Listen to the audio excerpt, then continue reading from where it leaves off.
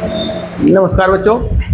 आज हम लोग पिछली क्लास में हम लोग जो है रिवर्सिबल इरिवर्सिबल रिएक्शन देखा था। उसके बाद इक्विलिब्रियम स्टेट देखा था। हम लोगों ने देखा था कि इक्विलिब्रियम स्टेट पर जो रिएक्टेंट हैं या प्रोडक्ट हैं, टाइम के साथ उनकी कंसंट्रेशन में कोई चेंज नहीं होता है। हमने एक ग्राफ आप लोगों को दिया था जिसमें ऐसा इधर जो है हम लोगों ने रिएक्शन का रेट लिया था, रेट ऑफ रिएक्शन, और इधर जो है टाइम लिया था। रिएक्शन की रेट और टाइम के बीच हमने एक ग्राफ खींचा था। उसमें जो फॉरवर्ड रिएक्शन होता है, टाइम के साथ उसका रेट घटता है और बैकवर्ड रिएक्शन का रेट टाइम के साथ बढ़ता है। फाइनली एक टाइम ऐसा आता है कि फॉरवर्ड और बैकवर्ड रिएक्शन का रेट एक दूसरे के बराबर हो जाता है। जिस समय जिस टाइम पर फॉरवर्ड रिएक्शन का रेट बैकवर्ड रिएक्शन के बराबर हो जाता है, उसी समय हम कहते हैं कि इक्विलिब्रियम स्टेट इस्टेब्लिश हो गया है। इस पॉइंट पे रेट, ये आपका इक्विलिब्रियम स्टेट है। Equilibrium state, at this state rate of forward reaction ये इक्वल टू है रेट ऑफ बैकवर्ड रिएक्शन। ये फॉरवर्ड रिएक्शन है। Forward reaction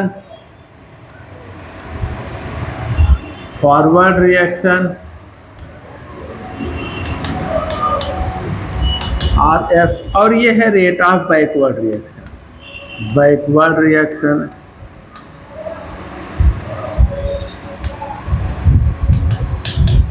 R B. और इक्विलिब्रियम स्टेट पर दोनों फॉरवर्ड और बैकवर्ड रिएक्शन का रेट क्या हो जाता है? सेम हो जाता है। और यहाँ तक हम लोगों ने लास्ट क्लास में डिस्कशन कर लिया था। अब हम लोग आज देखेंगे इक्विलिब्रियम स्टेट, यानी जिस समय फॉरवर्ड और बैकवर्ड रिएक्शन एक दूसरे के बराबर हो जाते हैं, उस स्टेट के कुछ कैरेक्टरिस्टिक फीचर्स को। तो नेक्स्ट देखते हैं जो है characteristics of equilibrium state. Characteristics of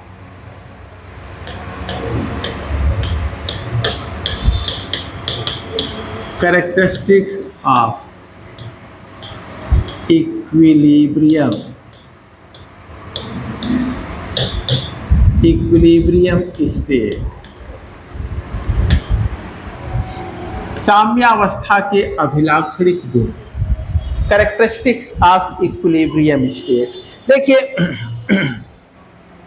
equilibrium state पर जितनी ऑब्जर्वेबल प्रॉपर्टीज है सिस्टम का, जैसे प्रेशर है, कंसंट्रेशन है, कलर है, डेंसिटी है, इन सब में टाइम के साथ कोई चेंज नहीं होता है। इक्विलिब्रियम स्टेट के कैरेक्टरिस्टिक फीचर्स में पहला हम देखेंगे, यदि कोई रिएक्शन सिस्टम इक्विलिब्रियम स्टेट पर पहुंच गया है तब क्या होगा? इक्विलिब्रियम स्टेट पर यदि रिएक्शन सिस्टम पहुंच गया है तब यदि हम टेम्परेचर कांस्टेंट रखें तो इक्विलिब्रियम स्टेट पर सिस्टम के किसी भी ऑब्जर्वेबल, किसी भी अवलोकित गुण में टाइम के साथ कोई परिवर्तन नहीं होगा। हम कहेंगे कि सिस्टम में कोई चेंज चल ही नहीं रहा, ऐसा आपको लगेगा। ना तो कलर, ना डेंसिटी, ना प्रेशर, ना कंसंट्रेशन, किसी भी ऑब्जर्वेबल प्रॉपर्टी में विद टाइम कोई चेंज नहीं होता है। तो देखते हैं at equilibrium state, equilibrium state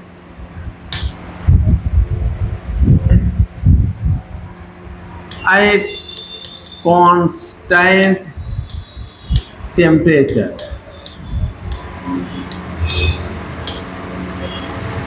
equilibrium state पर यदि हम टेम्परेचर को कांस्टेंट रखें, at constant temperature there is no change, there is no change in any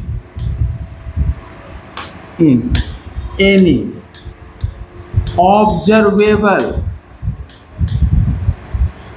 property of the system of the system like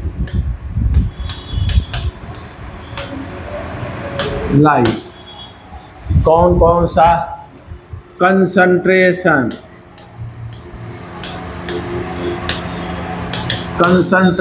है, कलर है, pressure है, density है,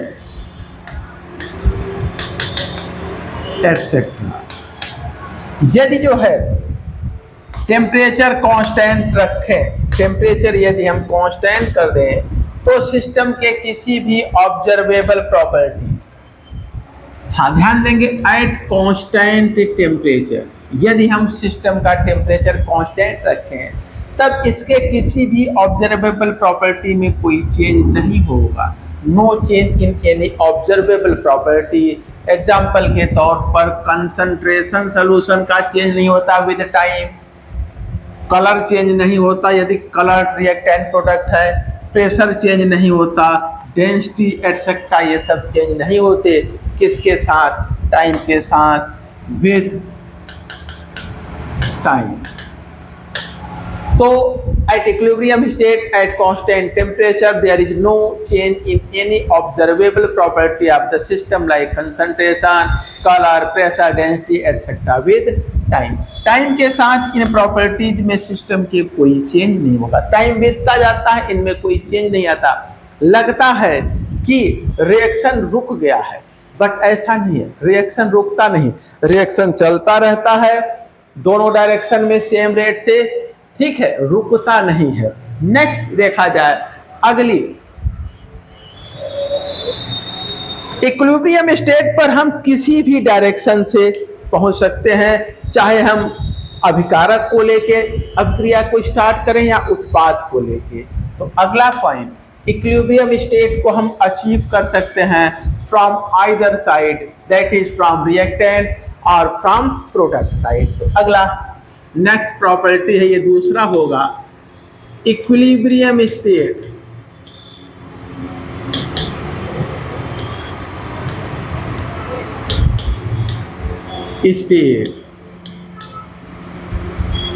can be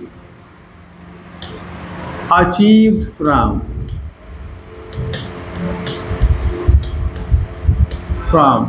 either side,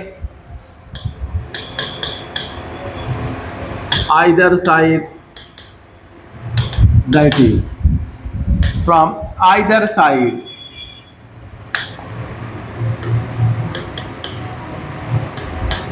that is reactant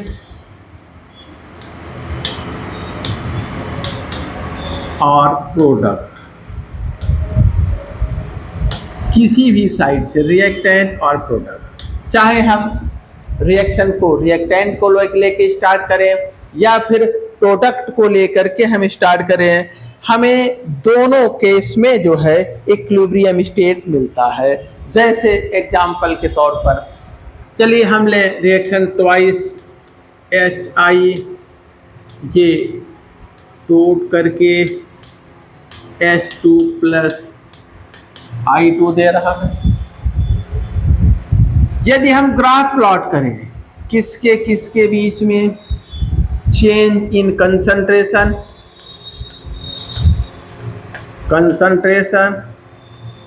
और किसके बीच, time के बीच, change in concentration और time के बीच।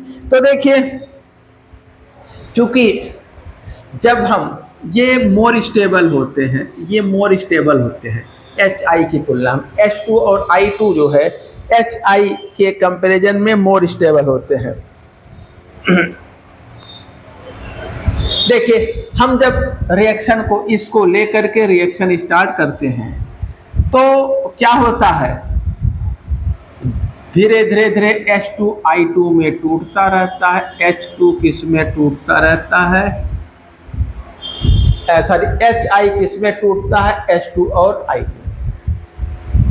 तो HI की कंसंट्रेशन क्या होती है, घटती रहती है, और H2 और I2 की कंसंट्रेशन सेम रेट से बढ़ती रहती है। यहाँ पर हाइड्रोजन आयोडाइड है और यहाँ पर H2 और I2, ये दोनों हैं। टाइम के साथ HI की कंसंट्रेशन डिक्रीज करती है और I2 की इंक्रीज करती है, ठीक है। बट जो है यहाँ ध्यान देंगे, एक मिस्टेक हो रहा है। जब हम रिएक्शन स्टार्ट करते हैं तो कुछ समय, रिएक्शन के कुछ समय स्टार्ट होने के कुछ समय बाद H2 और I2 ये बनता है, ठीक है। हमने HI लिया, रिएक्शन टाइम बीत रहा है, एक कंटेनर में HI को लिया रिएक्शन सिस्टम में, वहां पे H2 और I2 का फॉर्मेशन होना है। लेकिन जीरो, जैसे टाइम शुरू होता है, रिएक्शन स्टार्ट होती है, उसके कुछ समय बाद इनका फॉर्मेशन शुरू होता है। जब कुछ टाइम बाद ये बनते हैं तो इस यहाँ पर जो है ये टाइम गैप होता है, ठीक है। इन्हें जीरो पे नहीं बल्कि जीरो के बाद से ये स्टार्ट होता है। अगला, यदि हम जो है इसी रिएक्शन को इस प्रकार से लें, H2 plus I2 gives twice HI, और तब हम कंसंट्रेशन में चेंज और टाइम के बीच ग्राफ खींचे, तो अब की जो है रिएक्टेंट के रूप में कौन है, अब की रिएक्टेंट H2 और I2 है। रिएक्टेंट क्या है, H2 और I2 है, और प्रोडक्ट अब की क्या है, HI है। प्रोडक्ट अब की HI है। तो इस प्रकार से जो है यहाँ H2 I2 और यहाँ HI की कंसंट्रेशन हाई होगा, H2 I2 की लो होगा। ये रहा। अब की जो है यहाँ पर ये ऊपर से HI का फॉर्मेशन तुरंत शुरू हो जा रहा है, जरा सा भी टाइम आगे नहीं बढ़ रहा है तभी। तो वैसे ये लाइन यहाँ थी, यहाँ से स्टार्ट है, अब ये लाइन कहाँ से स्टार्ट है, यहाँ से स्टार्ट है। HI की कंसंट्रेशन का यहाँ पर ध्यान दीजिए, जब कंसंट्रेशन में टाइम के साथ कोई चेंज नहीं है, जो कंसंट्रेशन HI का है वही H2 और I2 का है, कंसंट्रेशन के साथ यहाँ से कोई चेंज नहीं है। यहाँ पे भी HI और H2 I2 की कंसंट्रेशन कुछ समय बाद फिक्स हो गया, सेम हो गया, कंसंट्रेशन में कोई चेंज नहीं है। तो जिस समय जब कंसंट्रेशन में चेंज रुक जाए, इसी स्टेट को हम क्या कहते हैं, इक्विलिब्रियम स्टेट कहते हैं।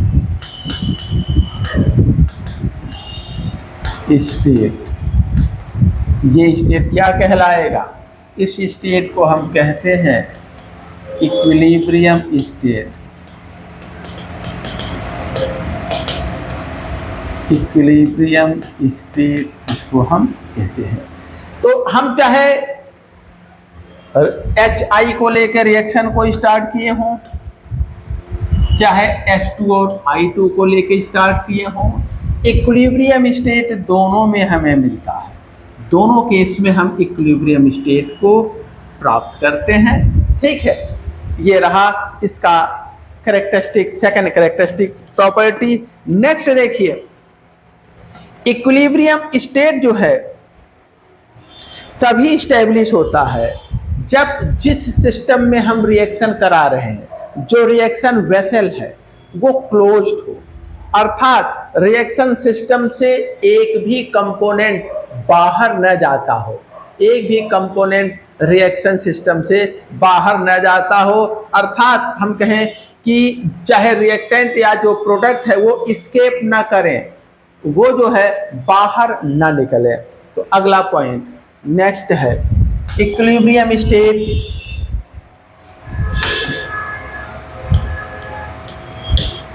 Equilibrium state,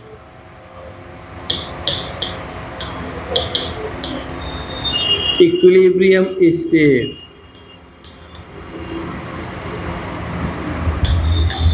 is established only when the reaction vessel is closed. Reaction vessel is closed, अर्थात एक भी जो कंपोनेंट है रिएक्शन का वो एस्केप ना कर पाए, that is none of the component of reaction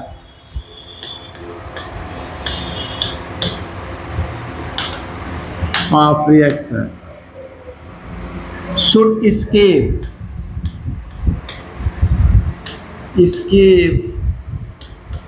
from the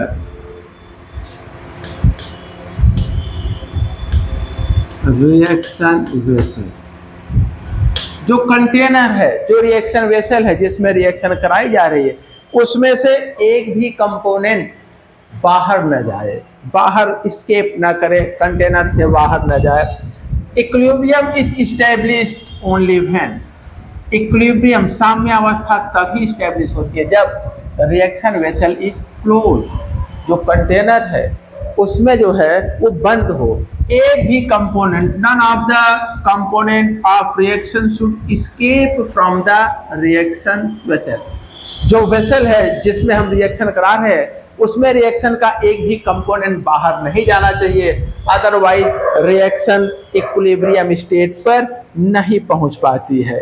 ठीक है, नेक्स्ट जो कैरेक्टरिस्टिक फीचर है बड़ा इंपॉर्टेंट है, देखिए ये क्या है। कैटलिस्ट की प्रेजेंस का इक्विलिब्रियम स्टेट पर कोई इफेक्ट नहीं होता।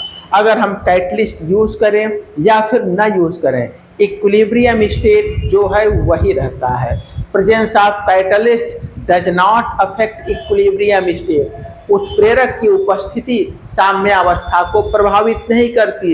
It only hasten the approach of equilibrium state. यह केवल साम्य अवस्था तक पहुंचने को तीव्र कर देता है, अर्थात हम तीव्रता से साम्य अवस्था को पहुंच जाते हैं, साम्य अवस्था तक पहुंचने के समय को कम कर देता है, बट इक्विलिब्रियम स्टेट को यह प्रभावित नहीं करता है। तो अगला पॉइंट देखिए, presence of catalyst does not affect the equilibrium state.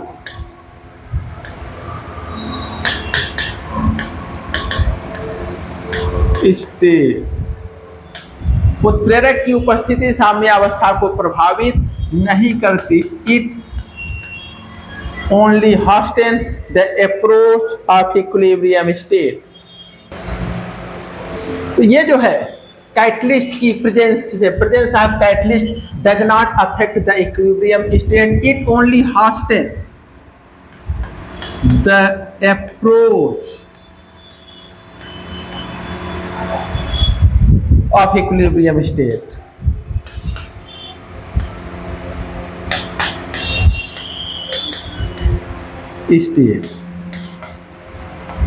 That is reaction की रेट को स्पीड अप करके इक्विलिब्रियम स्टेट की पहुंच का समय को कम कर देता है। Reduces the time of approach of equilibrium state.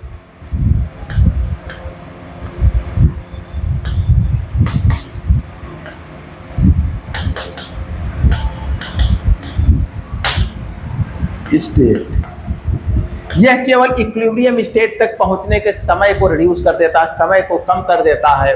ये जो है कहीं से इक्विलिब्रियम स्टेट को अफेक्ट नहीं करता है। इक्विलिब्रियम कंसंट्रेशन जो है, इक्विलिब्रियम स्टेट पर जो रिएक्टेंट और प्रोडक्ट की कंसंट्रेशन है वो सेम बना रहता है।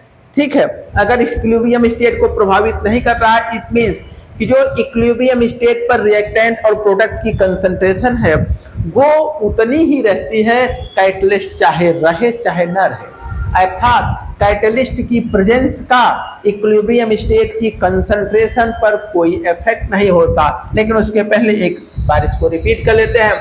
Presence of catalyst does not affect, catalyst की प्रेजेंस से प्रभावित नहीं होता कौन? Equilibrium state. कैटलिस्ट की उपस्थित से इक्विलिब्रियम स्टेट प्रभावित नहीं होता। हाँ, ये क्या करता है? ये टाइम को रिड्यूस कर देता है इक्विलिब्रियम स्टेट तक पहुंचने को।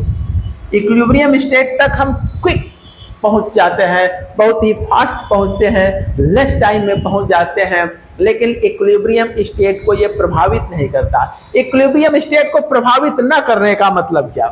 इक्विलिब्रियम स्टेट को प्रभावित न करना, इसका मतलब कि यह जो है इक्विलिब्रियम स्टेट पर रिएक्टेंट एंड प्रोडक्ट की कंसंट्रेशन को प्रभावित नहीं करता, चाहे कैटलिस्ट हो चाहे कैटलिस्ट ना हो।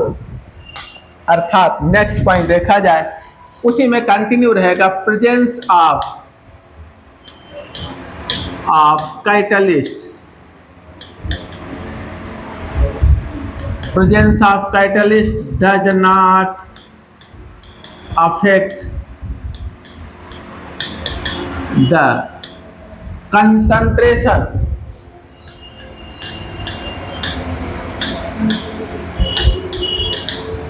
of reactant and product,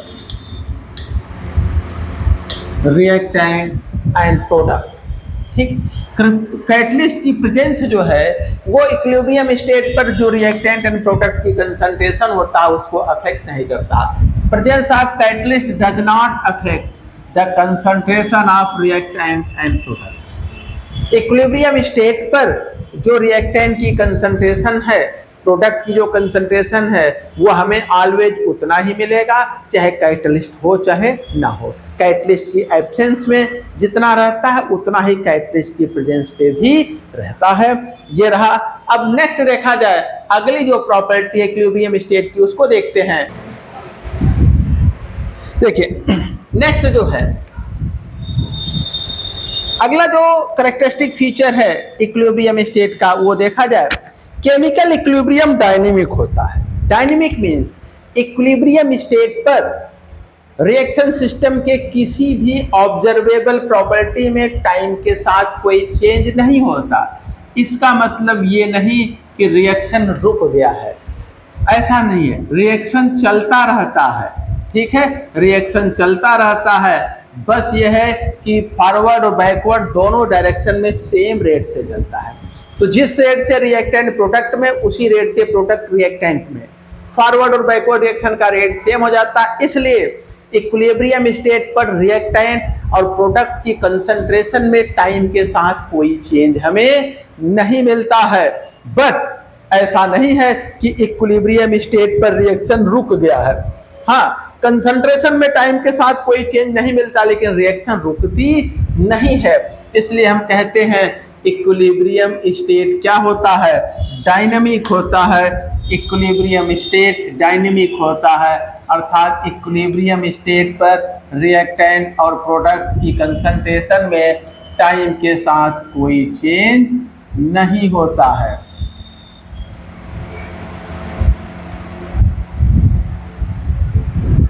तो next, equilibrium state is dynamic. Equilibrium state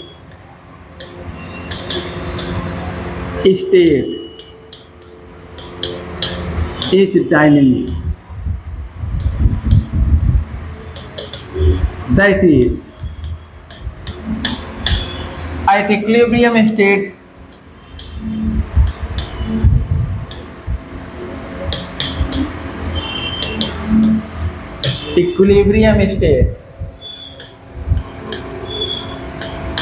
both the backward, forward and backward reaction proceed with same rate. Both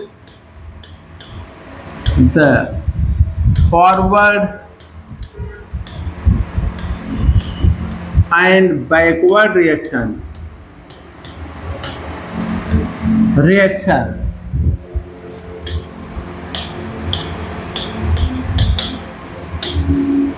proceed with same rate, same rate, ये same rate से चलते हैं।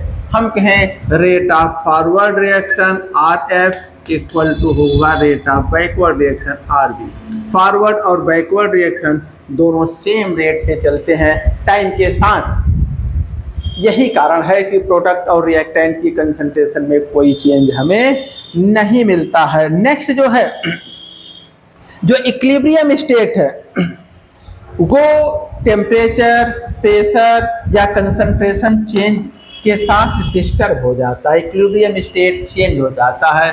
तो अगला, equilibrium state is disturbed bye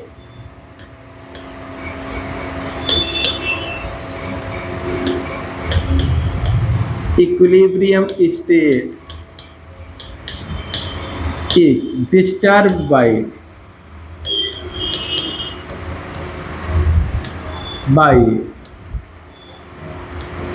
the change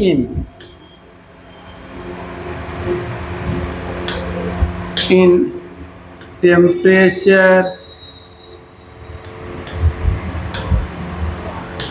pressure and concentration।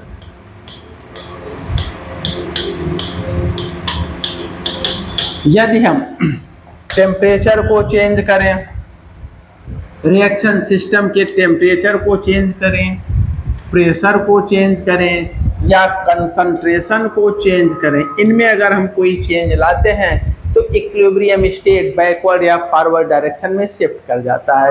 Even inert गैसों को add करें यदि हम कांस्टेंट प्रेशर पर, तो भी addition of inert gases constant pressure पर इक्विलिब्रियम स्टेट को अफेक्ट करता है।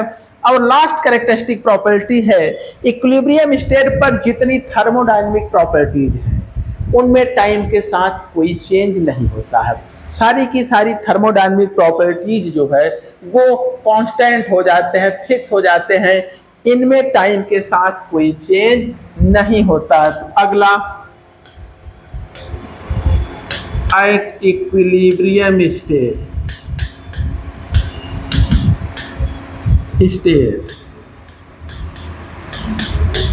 there is no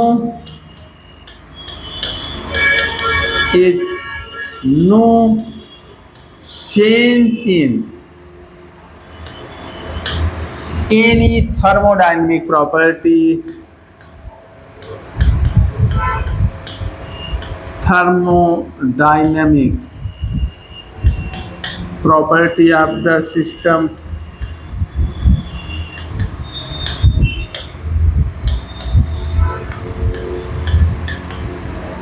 सिस्टम के थर्मोडायनेमिक प्रॉपर्टी में टाइम के साथ कोई चेंज नहीं होगा।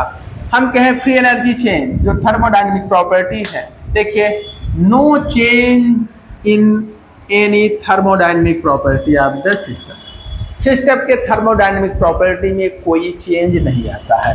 जैसे Helmholtz free energy, Helmholtz free energy change delta A, ये किसके होगा? जीरो। इसी तरह से गिब्स फ्री एनर्जी चेंज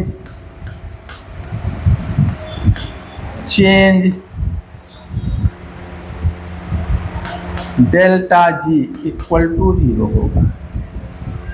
इसी तरह से जो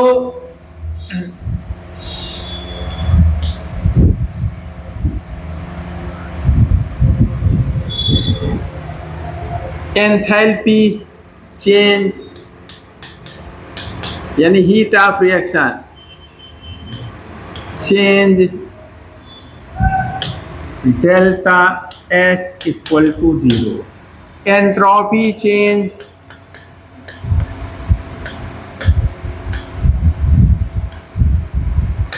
delta S equal to zero. इन सारी प्रॉपर्टीज में टाइम के साथ कोई चेंज नहीं होता है। ये सभी जो है फिक्स रहते हैं। तो जितनी थर्मोडायनेमिक प्रॉपर्टी है, जैसे Helmholtz free energy delta A, Gibbs free energy delta G, enthalpy change delta H, entropy change delta S. इसी तरह से आप इंटरनल एनर्जी में change, internal energy change, internal energy change delta E, ये भी किसके बराबर होता है, जीरो के। तो टाइम के साथ इंटरनल एनर्जी में भी कोई चेंज नहीं होता।